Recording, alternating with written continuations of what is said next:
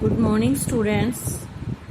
कल हमने चैप्टर 1 भाषा विचार में लिपि तक का रीड कर लिया था और आज हम करेंगे साहित्य। पहले हमने भाषा की, फिर बोली उपभाषा की, भाषा के लिखित मौखिक रूप किए, राष्ट्रभाषा, राजभाषा, मातृभाषा, फिर बोली उपभाषाएं, फिर लिपि की भाषा को लिखने का जो तरीका होता है वो लिपि, और आज है साहित्य। किसी भाषा के संचित ज्ञान संग्रह को साहित्य कहते हैं। मैंने जो आपको पहले चैप्टर करवाया था 7th ग्रामर का फर्स्ट चैप्टर, उसमें मैंने आपको ये करवाया था कि साहित्य क्या होता है।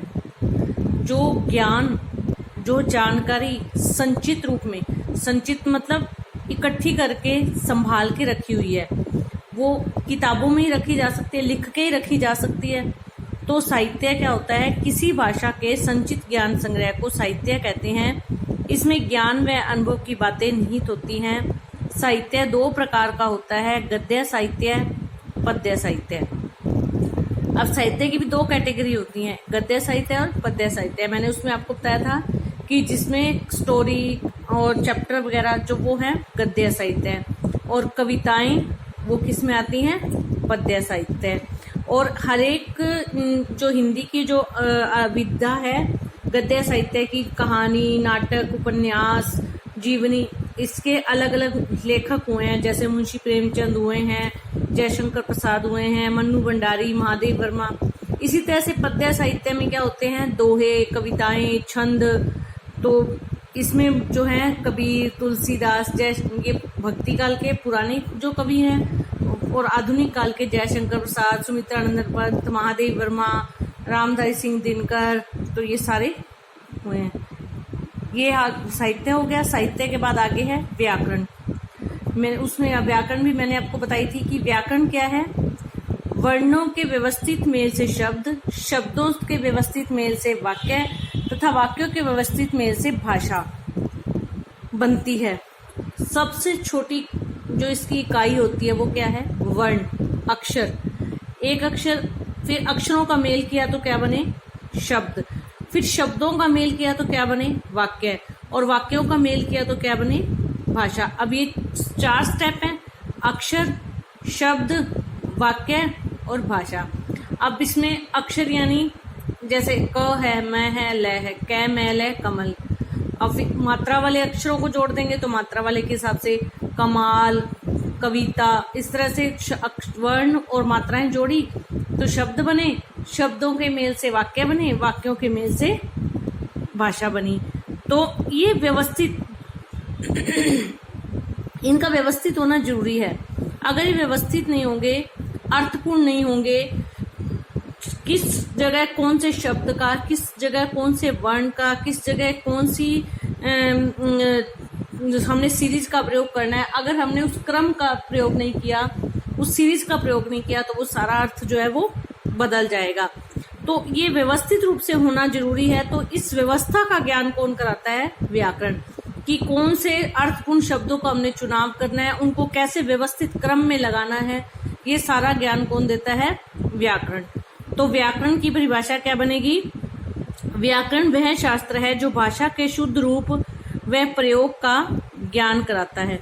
भाषा के शुद्ध रूप का प्रयोग कैसे करना है, हमने उसको कैसे बिना मिस्टेक के कैसे यूज करना है, कैसे प्रयोग करना है, जो ये जानकारी देता है वो क्या कहलाता है? व्याकरण। व्याकरण के मुख्य अंग। किसी भी भाषा में वर्ण सबसे छोटी इकाई होती है। किसी की भी भाषा को प्रारंभ करने वाले जो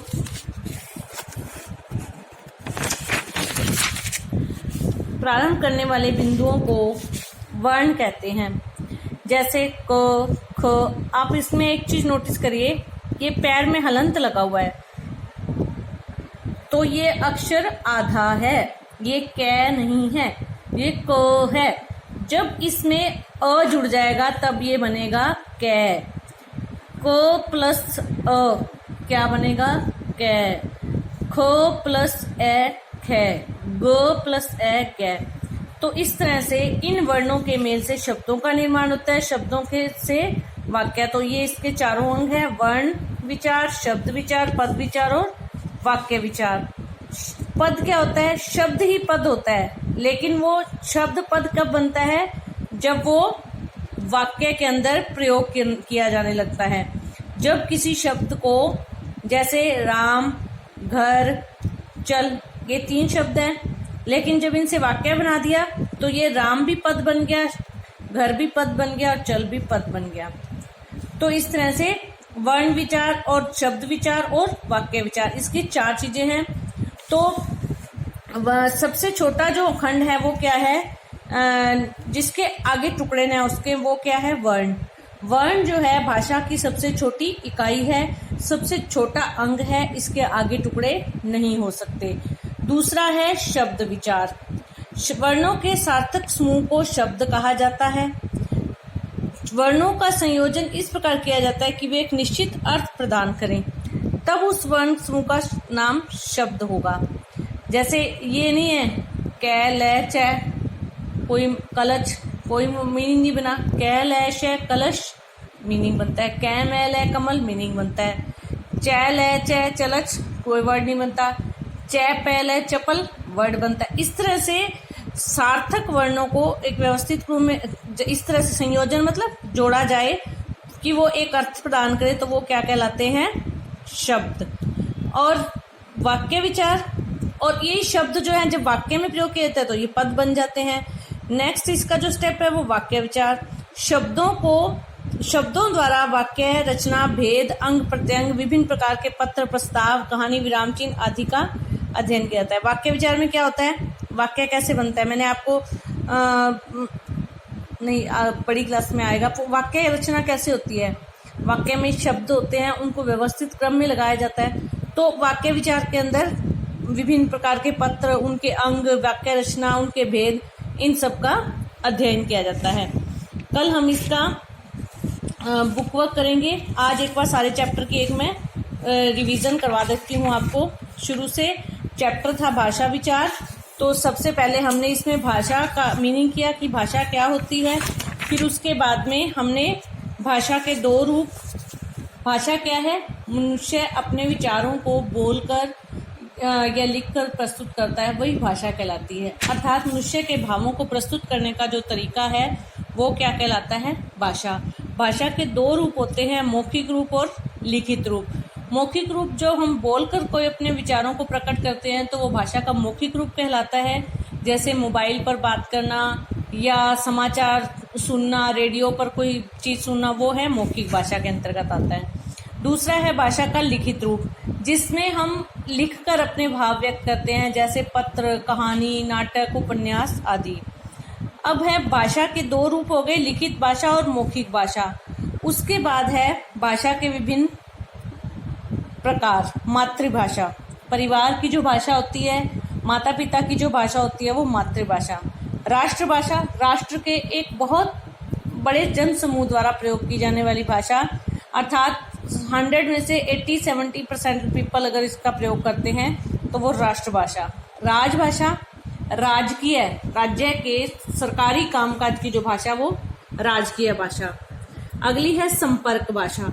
संपर्क भाषा मतलब आम लोगों के आपस में एक दूसरे से संपर्क करने के लिए जो भाषा प्रयोग की जाती है। तो एक हो गई मातृभाषा, एक हो गई राष्ट्रभाषा, एक हो गई राजभाषा, एक हो गई संपर्क भाषा। तो हम जो अपने डेली रूटीन में जो यूज करते हैं ना, वो क्या है? संपर्क भाषा। और स्कूल में हिंदी और अंग्रेजी, हिंदी जो है हमारी राष्ट्रभाषा, इसलिए ये अनिवार्य रूप से पढ़ाई जाती है। तो उसके बाद में भारत में संविधान में मान्यता प्राप्त भाषाएं 22 भाषाएं हैं जिनको मान्यता प्रदान की गई है। और फिर है बोली और उपभाषा। बोली का एरिया जो क्षेत्र जो होता है वो बहुत छोटा होता है। फिर है लिपि, भाषा को लिखने के चिन्ह या तरीके। फिर है साहित्य, और साहित्य के बाद है व्याकरण। तो इसको आप रीडिंग कर लेंगे। कल हम इसका बुक वर्क करेंगे। धन्यवाद।